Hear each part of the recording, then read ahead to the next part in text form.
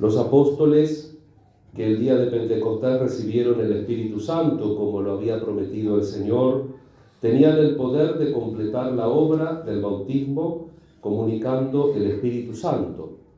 Como leemos en los Hechos de los Apóstoles, cuando San Pablo impuso las manos sobre algunos bautizados, descendió el Espíritu Santo sobre ellos y hablaban en lenguas y profetizaban. Los obispos, sucesores de los apóstoles, gozan de ese mismo poder y sea por sí mismos o por los presbíteros legítimamente constituidos para desempeñar este ministerio, confieren el Espíritu Santo a aquellos que ya han renacido por el bautismo. Si bien la venida del Espíritu Santo ya no se manifiesta hoy por el don de lenguas, sin embargo sabemos por la fe que recibimos en nosotros a aquel por quien la caridad de Dios se difunde en nuestros corazones y somos congregados, reunidos en la unidad de la fe y en la multiplicidad de vocaciones. El mismo Espíritu que realiza invisiblemente la santificación y la unidad de la Iglesia. Ese Espíritu que Evelyn, Martín y Ricardo reciben de un modo especial como complemento del bautismo. Esta mañana vino el señor obispo a la parroquia, y entonces le recordé que tenía que confirmarlos y me dijo, claro, que ya estaba delegado, porque como dije en la introducción del ritual, esto que dije recién está en la introducción del ritual, la función propia en la Iglesia Latina de la confirmación es de los obispos. El ministro originario del sacramento de la confirmación es el obispo como sucesor de los apóstoles. Pero tradicionalmente en la Iglesia oriental habitualmente el presbítero también tiene esa facultad de completar la obra del bautismo. Cuando uno es bautizado, los padres hacen por los hijos y los padrinos por los ahijados hacen la profesión de fe. 3 veces renuncian al mal y 3 veces dicen que creen, el credo de la Iglesia. Y es un don, un regalo. Pero después esas personas, como decía la Eucaristía en relación al pedido de perdón en el acto penitencial, Dios quiere que todos nosotros cumplamos los mandamientos, ¿no es cierto? Si no, no los hubiera dado. Pero nosotros lo cumplimos si queremos. Dios no está con un garrote a ver si no cumplo los mandamientos, me da un garrotazo. A veces uno, porque tiene fastidio, tiene bronca, dice Dios te va a castigar. Pero Dios no castiga directamente, uno se castiga cuando elige el mal como sistema, cuando elige la mentira, cuando elige el engaño, cuando no es una persona de fiar. Uno se va acabando la fosa, no es que Dios te empuja, al contrario, Dios muchas veces nos echa a sogas y a veces nosotros no las queremos agarrar porque somos presuntuosos, porque no nos dejamos ayudar, no nos dejamos acompañar. Y entonces el sacramento de la confirmación explicita esto, que tiene que haber una madurez en la fe. Es cierto que el sacramento de la confirmación a través de la historia, los primeros 6 siglos, se daba cuando uno recibía el bautismo. Entonces, si era grande, se recibía grande, y si era bebé, se recibía bebé.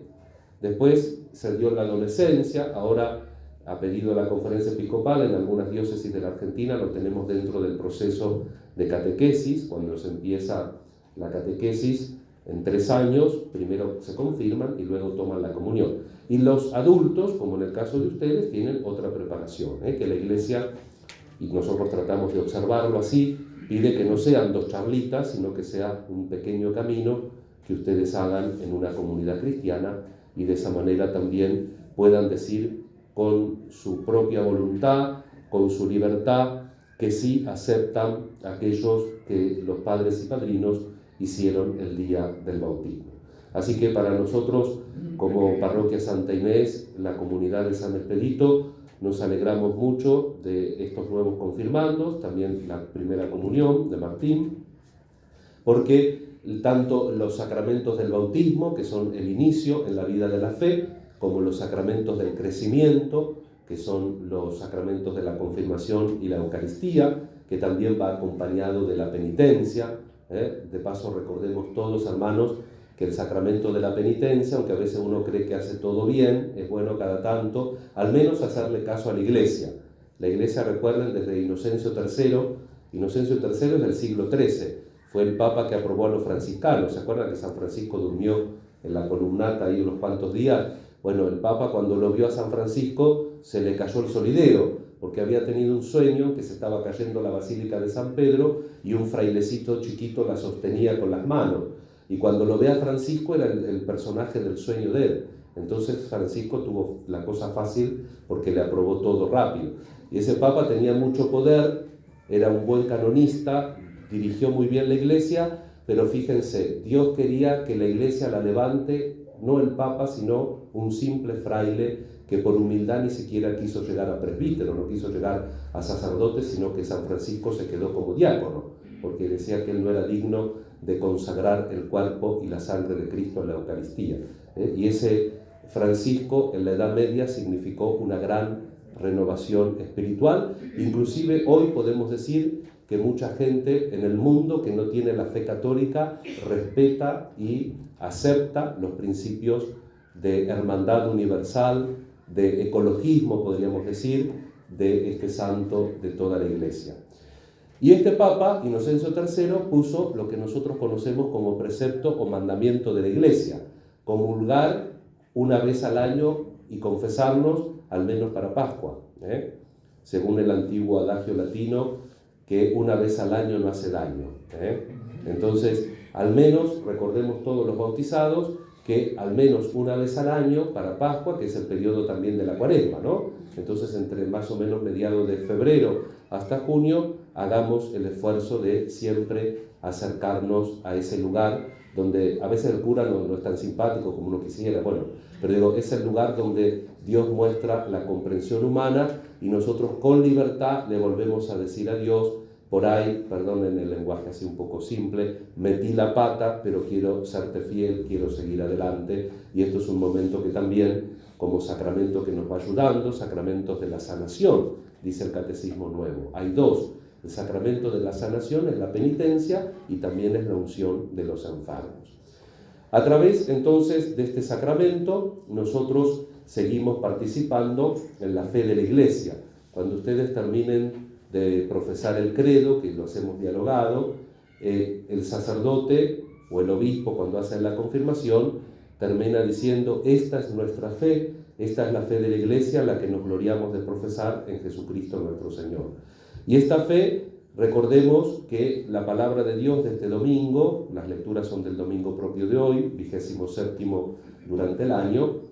Este domingo nos propone el tema de la fe. Tanto el profeta Habacuc como San Pablo, que ya estaba preso, viejito, pronto iba a morir martirizado, le recuerda al joven obispo Timoteo que dé siempre testimonio de la fe que recibió por otro sacramento que también se da por la imposición de las manos, como es el sacerdocio. Recordemos que hay 3 sacramentos, ya que estamos en una catequesis más intensiva. Hay 3 sacramentos que imprimen carácter, que no hay lavandina, lejía para borrarlo, ni lo podemos raspar con un rallador, no se puede. El bautismo imprime carácter, uno está bautizado y si algún día por voluntad propia uno va al infierno, porque Dios no manda al infierno, uno va si quiere, si lo rechaza hasta el último momento, también voy a ser un bautizado en el infierno. La confirmación que van a recibir hoy imprime carácter, estoy confirmado para siempre. Por más que yo borre el acta, se pierda el libro donde lo anotamos en la parroquia, ante Dios tengo esa marca indeleble de los testigos de Jesús. Y el otro sacramento que imprime carácter es el sacramento del orden sagrado. Los diáconos, los presbíteros y los obispos son siempre diáconos, presbíteros y obispos, aún también aunque vayan al infierno.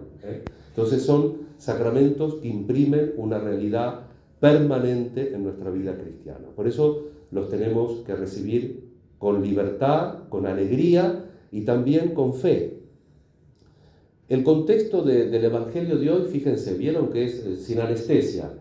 Dicen los apóstoles: tenemos que perdonar siempre. Ustedes tienen este párroco, ¿lo tenemos que aguantar siempre? Sí, hay que aguantar.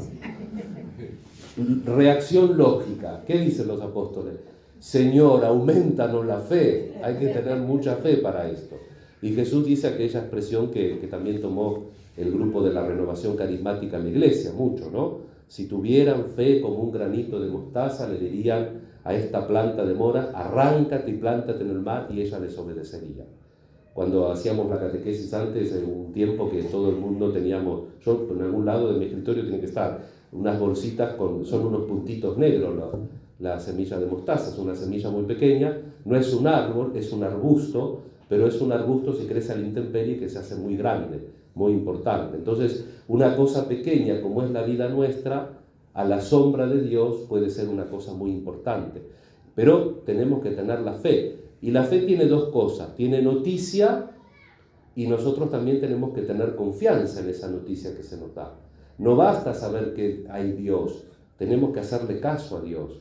Nosotros somos creyentes porque tenemos un grupo, un conjunto de cosas en las que creemos, a veces más de las que debemos, porque hay gente, casualmente un sacerdote me comentaba esta mañana que tiene una persona que me quiere mandar al tribunal eclesiástico, me dice, pero mira, te advierto una cosa, esta persona cree mucho en el horóscopo. Bueno, no importa, digo, porque yo como en el tribunal eclesiástico generalmente entiendo sobre la nulidad matrimonial, no va a haber problema.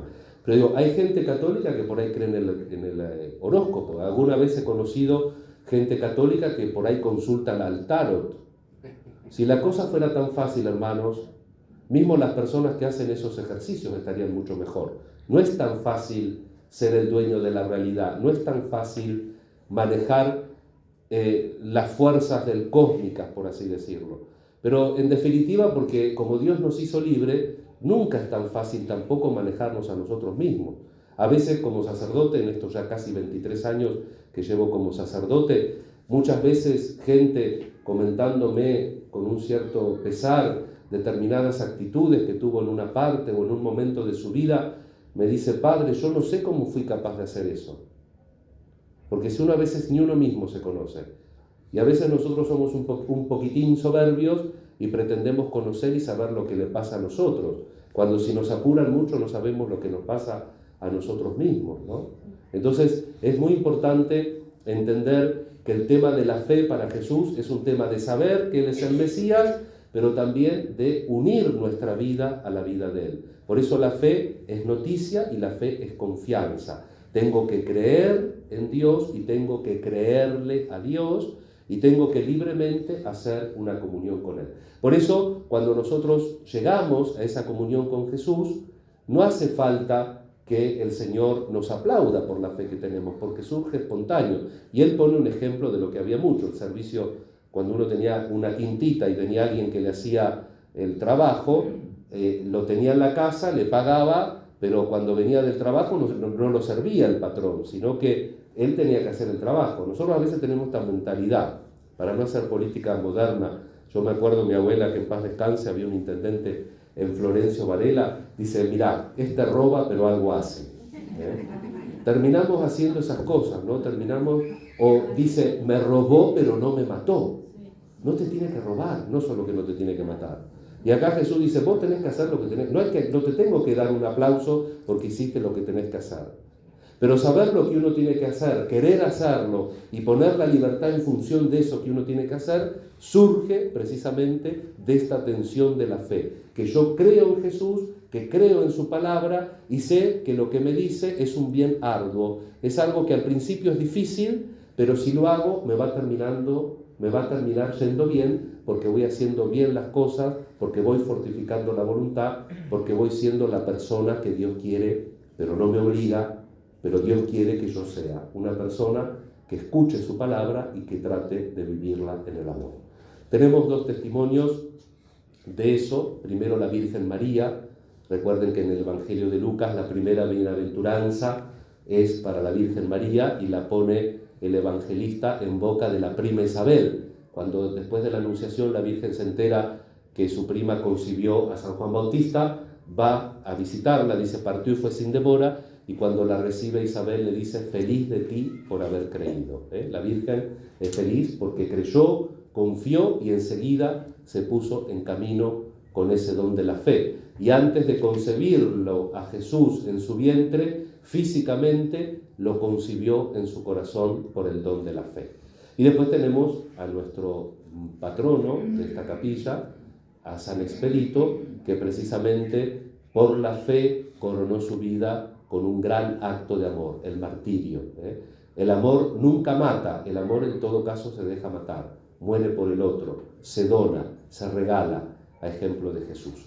Por eso le vamos a pedir al Señor por estos nuevos confirmados y le vamos a pedir al Señor que renueve en todos nosotros la gracia de la confirmación, para que tengamos la valentía de la fe, de tener paciencia, de perdonarnos. ¿Cuántas veces voy a tener que aguantar a esto? ¿Cuántas veces voy a tener que pedir perdón? Señor, aumentanos la fe. Tenemos que pedir perdón siempre. Tenemos que caminar juntos y tenemos que dejar que la vida sea guiada por la fe, por la esperanza y por la caridad.